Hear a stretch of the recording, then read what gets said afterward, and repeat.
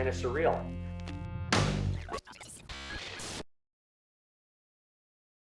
We're going to get started here. I want to thank everybody for joining us for our first ever virtual garden class. This is kind of surreal. A lot different time we're living in, but this is no doubt some really neat technology that we can utilize and still facilitate some good education. To be honest with you, over at Blue Mills, we really don't even have the space to house any event right now. So this actually works out really well. Couple things. This is our first of 3 garden series. The next 2 will be the next 2 Tuesdays. Tuesday, March 16th will be our virtual garden talk on perennials at 6 p.m. Tuesday, March 23rd, the following Tuesday, will be, as I said, a talk on soil, and we'll have Lisa Grant from Pro Mix there. And then April is kind of up in the air right now. We're not quite sure. That's a very, very, very busy time for us, prepping and getting everything ready. So we may not do any events in April, but we're shooting to do a couple more talks in May. And we're hoping, or I'm hoping, to be able to accommodate in-person and virtual for those events. So I just got to figure out how to film that, and so that we can accommodate both. Because even if COVID goes away 100% and we go back to normal, I do like this technology because, as I said, we're able to record it. You're able to share it with your friends and family who are into gardening that may not be able to attend this. I mean, what's really neat about this too, I just had this thought, we got people that can attend these events that don't even live in the state. So this is, technology that I guess it's one of those benefits from the COVID that we've learned. We were kind of forced to learn this technology right away. So I apologize if any glitches happen during this. This is our first go at it. I think we pretty much got this down, but I just wanted to remind you guys, if you're not a Blue Mill Insider, I believe most of you are, but if you're not, become a Blue Mill Insider, because that's where we're going to be sending you email reminders. We'll send you some deals. And for those of you that have been on our email list for a while, I'm sure you're very aware that we don't bombard you with junk email. We send you emails that are very specific to events and usually good offers. We're not going to send you an offer for $1 off a $50 hanging basket. We're going to give you good deals. So that's one of the perks of being an insider.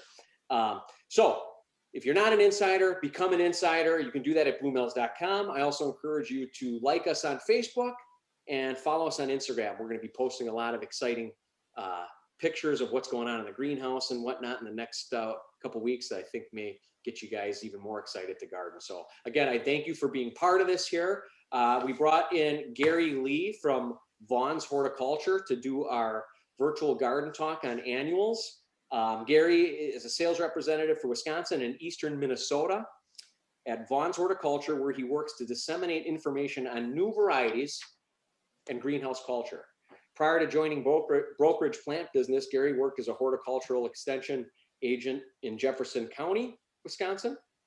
In his 33 years as a plant broker, 33 years, Gary, you started when you were five? What's that? Yeah, I started when I was 5. 33 years as a plant broker for plant breeding companies. Gary's expertise has helped many greenhouses, including Blue Mills, become profitable with leading genetics. He has helped bring in leading professionals to provide advice from garden center layouts to cultural recommendations for different greenhouse crops. A graduate of the University of Wisconsin River Falls, Gary holds degrees in horticulture and agronomy. He enjoys landscaping, gardening, hunting, and judging county fairs, as well as spending all his money at Blue Mills every year. And I appreciate it, Gary. You're welcome. A warm welcome for Mr. Gary Lee. I'll let you take it from here. And before you start, Gary, I just want to mention everybody, feel free to chat during the presentation. If you have any questions, Gary will try to address them as he goes through this. I'm going to experiment and release a short little poll during this to see if we can get some good data from this and to see what you guys are planning to do this year. And if you have any suggestions, any feedback, I'm all ears. You can email me at johnl@bluemills.com. So take it away, Gary. All right. Thank you, John. I did see that, that somebody had asked about plant material and what temperatures you can take plants down to, and it kind of really depends on the varieties. Things like pansies, we can start to plant outside if they get snow and ice on them. Not a problem at all. They'll do absolutely better than trying to buy them in the month of June. You can plant out things. Verbenas will take it down to 35, even a little bit lower, agaranthemums. But then you look into other things that like your impatiens and things, and sometimes at 35, they're already done. So it really depends on the plant itself that you're asking about for what if you have it close to the house and things like that, or if it's outside. But yes, we can start planting real soon. Pansies, things like that. We should be getting those outside, getting a little color around the house. With that being said, I'm going to give you guys a little bit of a tip that a lot of people are not going to know about. But a couple weeks ago, when we got real cold out and we seen all the disasters that happened down in Texas and farther south, we had some issues with Federal Express in one of their hubs, in which we send the little plants that come in, unrooted cuttings come in from all over Guatemala, Uganda, Mexico. They sat there for 2.5 weeks with no roots on them in a little box, and a lot of the product ended up dying. So I'm trying to get a lot of the customers are finding out right now that a lot of their product is not being able to be shipped, which could translate into some empty benches in some of the garden centers. So my tip to all of you is going to be buy early and buy often, so that by the time mid-May rolls around, end of May, there could be a lot of people with not happy faces. So basically try to get your plant material as early as possible, so that you have a beautiful garden, beautiful yard, whatever you decide you want it, wherever you want to plant your plant material. Tonight, Sarah had asked me, could you talk about proven winners? So I've done a few slides on some of the products that Blumels will be having new this year in their greenhouses from proven winners. So we will go to the next slide here, which is why proven winners. And the reason we go to proven winners is because they're tried and trialed very extensively across the world before they ever come out to market. Each one of the hosts that produces the plants make sure that they've been tried in different conditions, such as Florida, such as in France, and other areas of the world before they ever make it out to make it into the proven winner selection. That's why they're basically called proven winners. If you'd like to see the proven winners, you can actually go out and take a look at what's going to be new for 2022 by going to the trials at Madison at the research facility.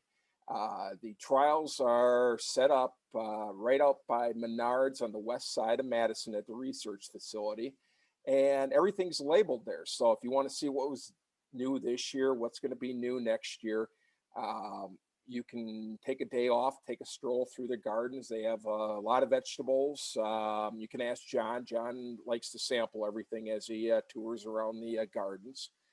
And, you know, it's a good place to get some ideas for next year, see what's looking good with the conditions that we had this year.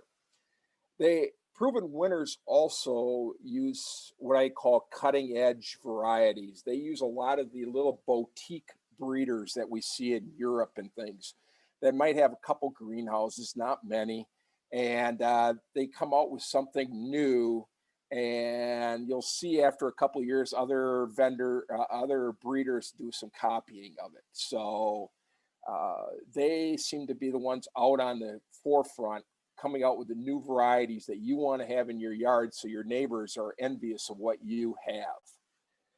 So let's first, the next question I have, and it's kind of a poll question, but see if anybody knows what it is. Does anybody know what the proven winner plant of the year is? Has anybody heard of it? Anything in any of the publications? Anything on what the plant of the year is? Probably not. So we will go with further ado. It is the Mini Vista Star Pink, annual of the year. This is an amazing Vista, small flowered, very dense habit, and it kind of shimmers in the sun when you have the plant in a sunny area. It's got tons of flower power. It's got a mounding habit to it, and it fills out baskets. It's unbelievably easy plant to take care of. You take a look at the flowers, it's a ooh and ah for a mini Vista. We have the Vista series, which are the bubble gums, and a couple of those, but then you have the mini Vistas, which are very easy to grow just as much as the big Vistas, but they go on a little bit better habits for baskets, pots, whatever types of containers that you're thinking about using. You see in a basket, it's got a nice color to it. Another reminder on any types of petunias that you have in your garden center or in your house, they need to be fed. All this plant material needs food. You eat food every day, the plant eats food every day. So you need to get at least some type of fertilizer onto these plants at least once a week. So you don't get, especially the petunias, they will otherwise, the yellowing will show up, and that's basically because they're very, very hungry. They are very, very heavy feeders. You really can't overfeed any types of these mini Vista petunias. But any of the plant material, if you want it to last all summer, mine always lasts all summer, but basically it's fed every couple days. And you need to do that. Make sure you when you buy the plants, buy some extra fertilizer at the same time. Next one we're going to go to is Superbell's Coral Sun. Coral Sun is kind of a salmon with a little bit of a yellow to it. It's a vigor-wise, it's a little bit more vigorous than some of the other Calibacoas that are in the Superbell's line. It's got that eye to it that you can see that's kind of a showstopper. It works well with anything that you do with the light blue colors. You know, if you're mixing Calibacoas, again, do like their feed. You need to make sure that you don't overwater them. Otherwise, they're pretty maintenance free for these types of plants. So they're very easy to work with. You just don't want to put a Calibacoa in with such things as supertunias. They just don't, they'll get crowded out if you try to use it that way. But otherwise, this is going to be a great addition. Blue Mel should do very well with this plant for the year. The next one we're going to go to is Heart to Heart Caladiums. And Heart to Heart Caladiums are caladiums that can be used in full sun or possibly in shade. The varieties that can be used in the sun have this arrow-shaped leaf to it, which I put on here, versus some of the other types that are on the market. But if you're looking for color and you want something that's going to give that eye appeal all summer long, the Heart to Heart Caladiums would be one that I would definitely put in with, as you can see in this picture here, where we've have it in with the papyrus and the Mini Vista Supertunia. It's a great combination plant. The next one that's on the list is High Noon Eriops. If you've ever been down south, you've seen Eriops. Eriops loves dry. It loves it extremely dry.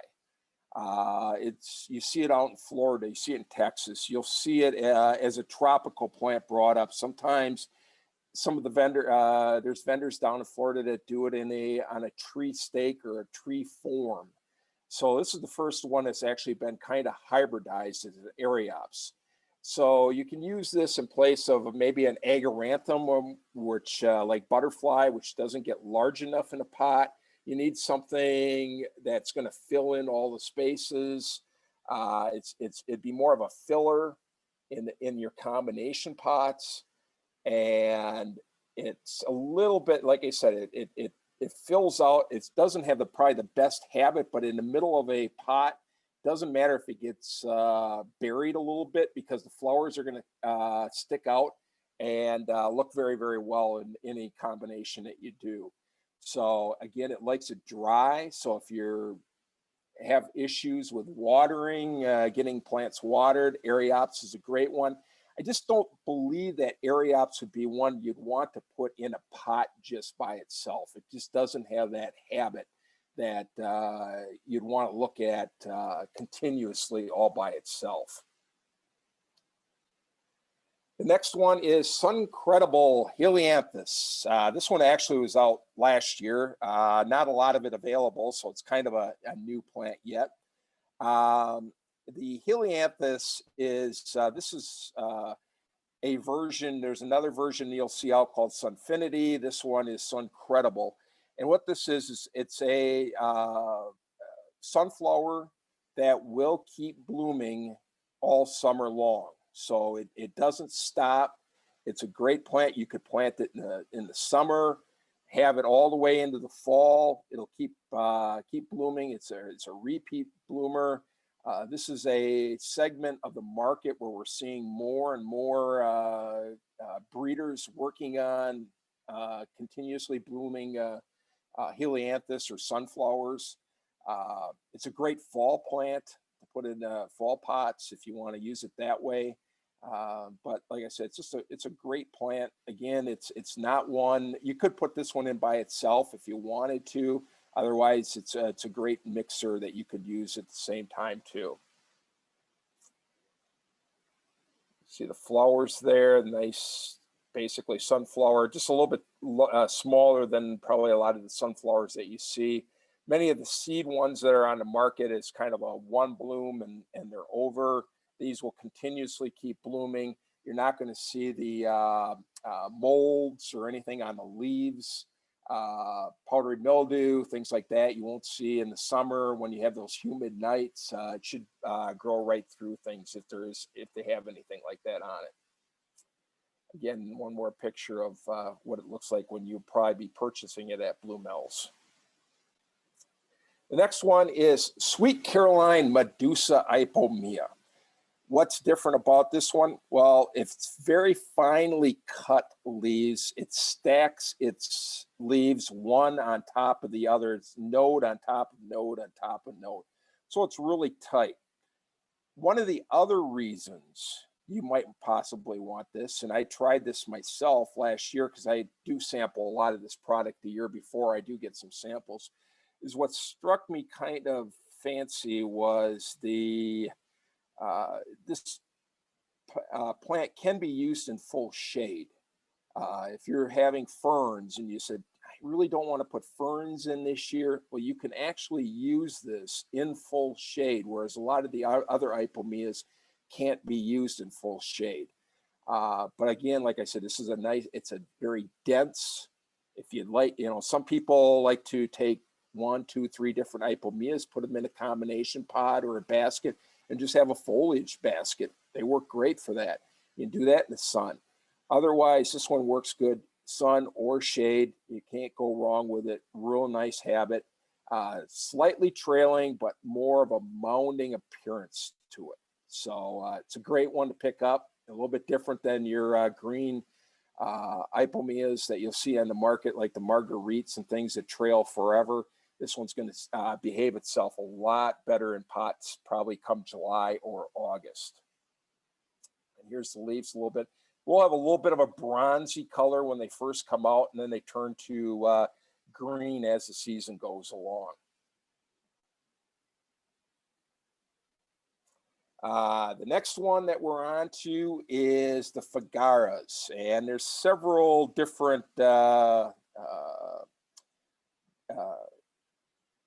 colors on the Fagaras, and we're going to go through several different slides. So I'll just kind of, as I'm talking, we'll go through them. These are a new breed of strawberry plants that basically are bred for the flowers more than the strawberries itself. Now, strawberries are sweet, but they're a lot more compact. You can use them in a basket. The nice part about them is you can take them in the fall and then plant them in your garden, and you have them for the next year if you wanted to. So you have quite a few. You have a red and you have a pink available. But it's another segment, just like we were talking about the Sunfinities, in which we're looking at different colors. They're breeding more for the flower and the small compact habit, and some of the red fruit that's on it at the same time. The fruit will bloom all summer long, so you will get, it's indeterminate, you will get strawberries on it all summer long. You could mix the two together. You could mix them with begonias if you wanted to, put them in the shade if you wanted to. But again, they're very a semi-double flower to them and edible. So you're going to get flowering and fruiting all summer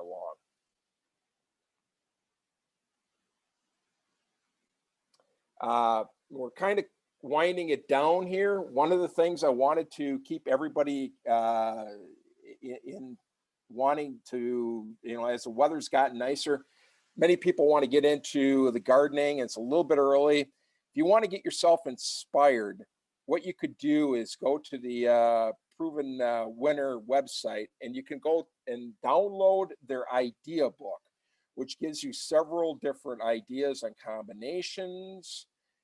It gives you some videos, and if you want, if you click on it, you can actually have them. They will send you this idea book for free. So if you like if you want to have a copy of it, they send out, I forgot how many million copies of this idea book every year, and I would say it'd be great to possibly get yourself one, so it'll tie you over until it gets warm out, give you some ideas. When you do get to Bloomel's, you'll know exactly what you're looking to buy, because you know exactly how it's going to perform out from the pictures that you see. So that's basically it on the Proven Winners. There are some other improvements that are out there, but as for new ones, that's it. Do you have any questions at all on varieties? Anything. It doesn't have to be Proven Winners. It can be anything. Here, I'll definitely answer anything that you might have. John, anything? I heard it was so warm today, you showed up for work in shorts and flip-flops too. John, you got to take you off mute. There you go. Yeah, they sent me right back home. I showed up with they said the shorts are a little too high, so had to go home and change. No, Gary, those are some really exciting varieties. I think the strawberry is very cool. That could be a nice little combo plant in a plant. Right. Too. Yeah. I don't know about you guys, but like I've always been a foliage person. It's like you can get a lot of beauty and color and textures out of foliage without the stress of having to deadhead and why isn't this thing blooming? And so I've really been a big fan over the years of some of these foliage plants, specifically the sweet potato vines that are out there. There's so many different ones out there. That Medusa one I really like. The shape is really unique. Yeah. I thought, one of the things too, Gary, and I know you've seen in a lot of these trial gardens, I'm really impressed with how well sweet potato vine does in the landscape. Yes. It's not just a container plant. I've seen it in beds where it's like, man, and I don't know if some of you, I'm sure some of you are familiar with downtown Greendale.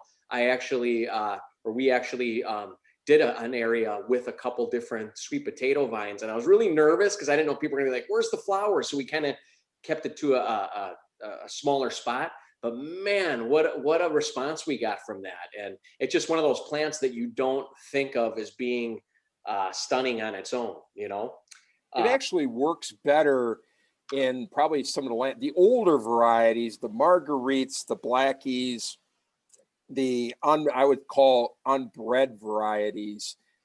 work well in the landscape like that. But if you try to use those in baskets, I see some city baskets around in some of the cities Mhm. where by the middle of August, the sweet potato vine has taken over the Oh, yeah. basket. Oh yeah, for sure. So that's why something like this Medusa, where it just stacks right on one node on top of the other, it stays more compact. For sure.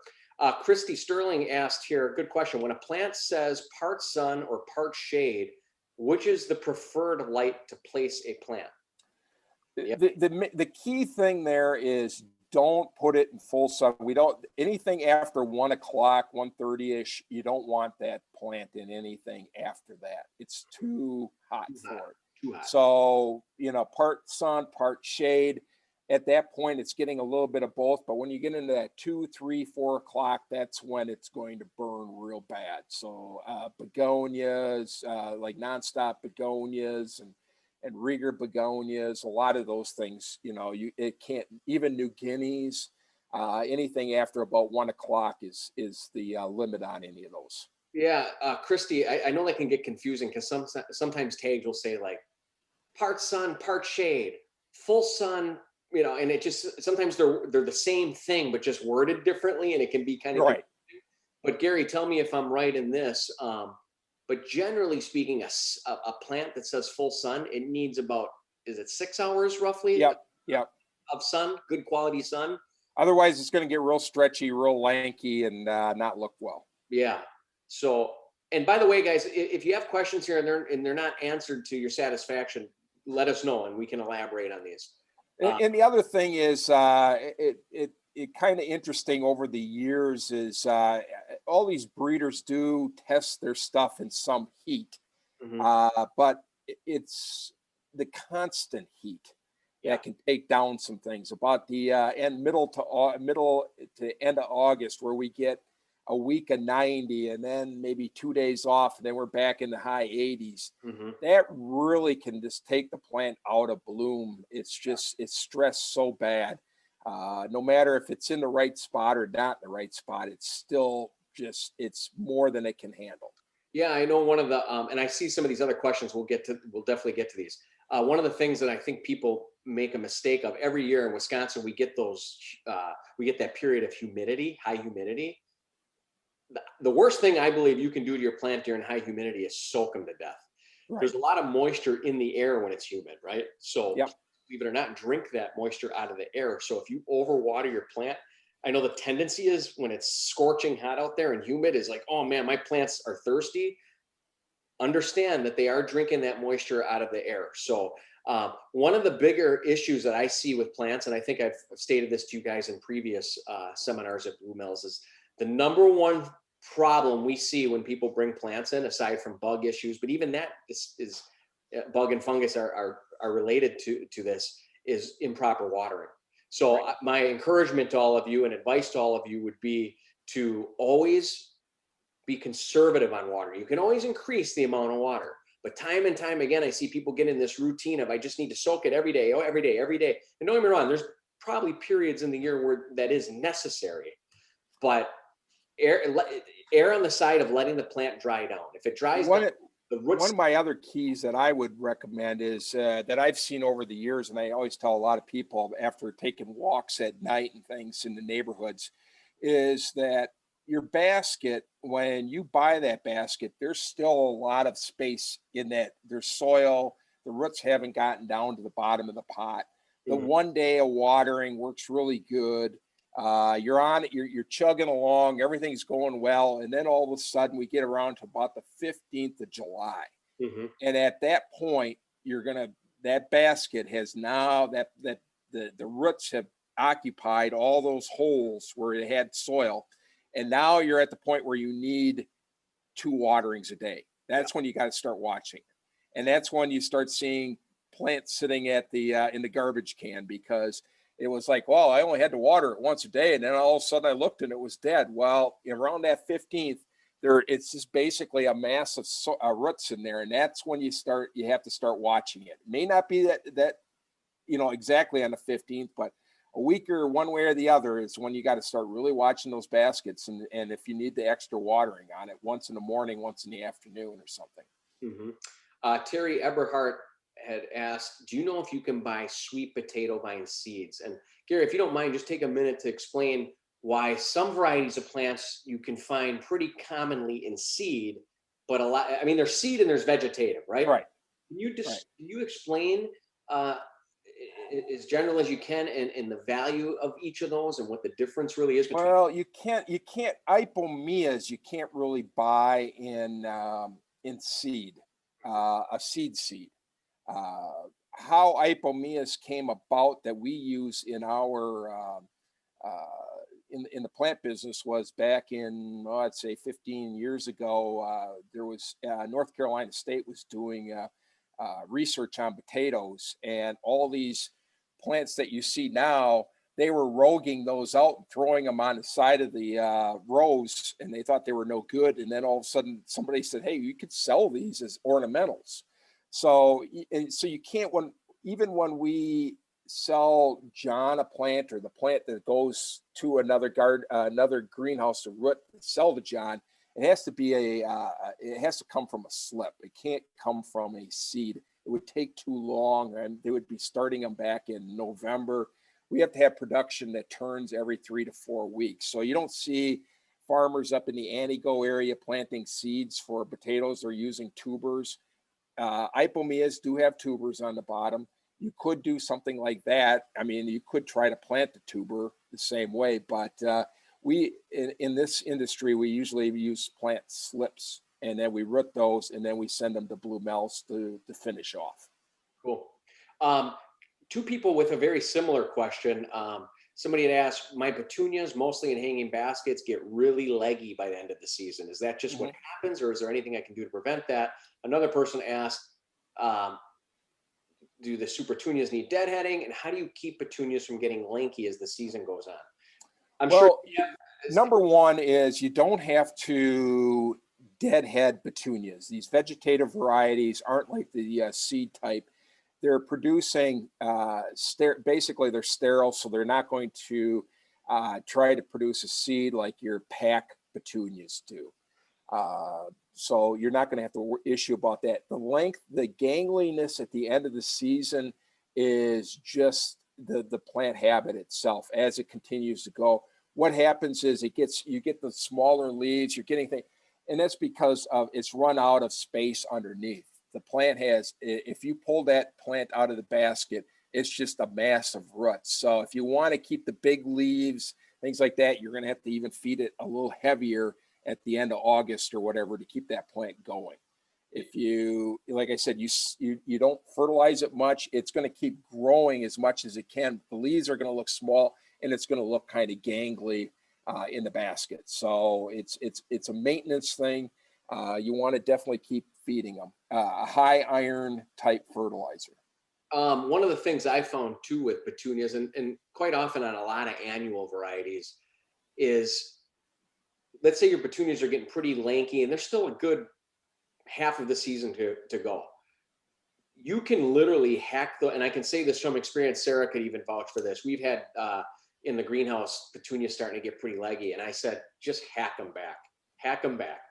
And you literally could almost take a weed whacker to these things. And, you don't, no finesse needed really. Although we like to do it, nicely, but you could literally hack these things back and they'll grow pretty dang rapidly, and they'll grow a little tighter for you. So if you with fertilizer, too, but don't be afraid to cut plants back. In fact, that might be something that we can demonstrate to any of you that come into Blue Mills this year. Just ask one of our greenhouse people, and they can show you how to properly do it. But there's some varieties that the nodes are so, tight together that you literally could just weed whack these things and they grow back like hair. I mean, one of the tips too is even like on geraniums. If you have geraniums, I always I will deadhead my geraniums for about 2.5 weeks after I plant them, just to let them get a good root system on them before I let them bloom again. It just helps them sit themselves into the soil. They get their roots out farther, and they just continuously keep flowering a lot better than that first flower that you get when you take it out of the garden center. Mm-hmm. Yeah. Any other questions, guys? thank you for the comment, Julie. Julie says we bought the caladiums last year at Blue Mel's, best plant she's ever bought. There you go. They're real nice. Added a lot of color for sure, and it's got kind of a tropical look too. Yep. Sarah, anything you want to jump in with or mention? Thank you. I see a lot of you are responding to our little poll we put up here. Very interesting. As of right now, it's showing that almost 85% of you have voted, and it looks like about close to 70% of you are going to be doing what you normally do in the garden, and 30% or so are going to do more than you've ever done before. That's what Blue Mel's likes to hear. I'm just kidding. But 0 have said they're doing less than they normally do. And I don't know if any of you caught prior to this discussion today, me and Gary were kind of talking about what we're forecasting it to be. And Gary sees it being pretty similar to what last year was. And I do too. I do have a feeling that it may be, I mean, last year was just a crazy year because of the uncertainties and everything. But I don't know. Yeah, it could be another year like last year. It probably will be. And like I said, I think there's less plants around this year. So buy early, buy often. Wow. And we did not pay you to say that, right, Gary? No. Believe me, I'm pulling my hair out every day here trying to do that. What I love about Gary is the guy's been all over the country looking at these trial gardens. He's been to hundreds of garden centers through the years. So he's been a very valuable resource to Sarah and I over the years. I mean, Gary, I've known you since I started 22 years ago. So the guy knows his stuff, and whenever we're in doubt, we call Gary. Hi, Joan. Nice to see you. Sarah says we will have all the varieties talked about. She's in the greenhouse from 8 to 3, Monday through Friday this time of year until we increase our hours. So if you ever have any questions, feel free to come in and get a cup of coffee and ask for Sarah, and we'll give you some free smells, a little sneak peek in the greenhouse. If you're feeling down or depressed, that'll instantly boost your attitude, no doubt. It does. Sarah does a good job. We might even get her Wi-Fi for the house next year. Yeah. That's funny. Somebody wrote, missed the open house, doing it this year, even if you're social distance or by reservation. Christy, I don't think we're going to do it as much as I want to. It's just, I don't know. We're not completely in the clear yet. Right now, my main focus is trying to do some more education. I'm getting out of the screen here. Sorry. Try to do some more educational things. And the reason why is because we can do those a little bit smaller scale. Our Blue Mel Insider, or not Insider party, the spring kickoff party every year draws 200 plus people. I mean, I know on some years where we've had really good weather, we've had upwards of 400 people. So I don't know if that's the smart thing for us to do at this point. I mean, I have my views on some of these things, and my comfort level, differs from a lot of my customers. So I have to try to find that happy medium. And I think we may just skip that. We're still striving to find out ways to still do some events, and so, as I said, I'm going to try to just continue on the educational side of things. And I don't think we're going to be doing that open house. But having said that, you can come by anytime you want, and we'll give you your own private little open house. There you go. John will give you a private tour. Julie says, thanks, Gary. Very excited to try some of these flowers you talked about. Thank you, Megan. I appreciate that you found this to be of value. And I hope the rest of you did as well. If you have any questions after this, feel free to email me or stop by, as I said. And, and if I can't find the answer for you, I'll call you, Gary, because I'm sure. All right. And just one more reminder, I am recording this, so I will be I will generate a video that you'll be able to reference this for future. So if that's it, I think good luck everybody this year, and happy planting. Yeah, thank you so much, Gary, and thank you all for attending. Hopefully we'll see you all next week. Have a good evening.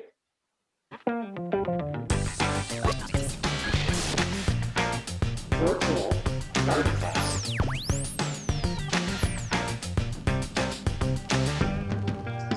surreal.